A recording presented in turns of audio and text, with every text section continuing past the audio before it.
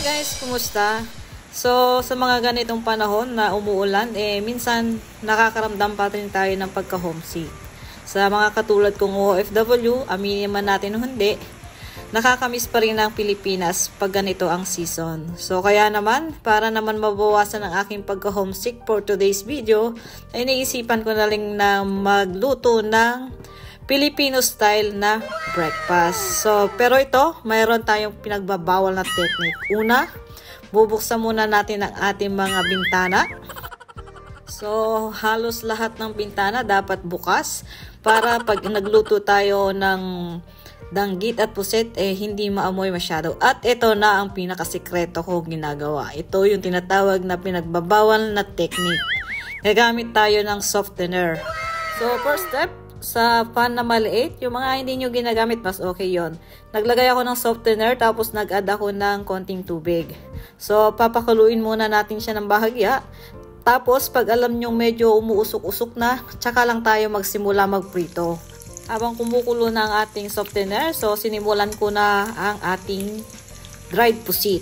So, ayan, continuous lang ang usok nyan.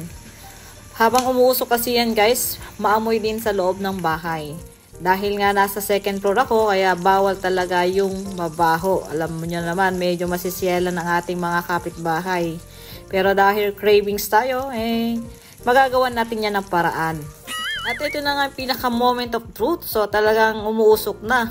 So, ibig sabihin niya, nangangamoy talaga. Kaya naman, nandyan naman si softener, mababalanse yung amoy. Hindi ganun kabaho sa labas o pag namoy ng ating mga kapitbahay. Pagtapos nyo nga magprito, hayaan nyo pa rin siyang kumukulo dyan ng ilang minuto. So, nahuhulaan nyo na ba kung ano ang aking breakfast of the day? So, nagluto din ako ng sunny side up. So, syempre, after natin magluto, ay magpi-plating na tayo kunyari. So, nagsangag din ako ng kanin para match na match. So, yan na yung danggit, pusit, at yung pinirito natin na itlog. O, diba? Lakas maka-aesthetic ng ating breakfast of the day. So, ayan, meron akong tira-tirang corned beef. Ginisa ko lang sa bawang sibuyas. Tapos, syempre, ang ating sausawan na suka na may sili.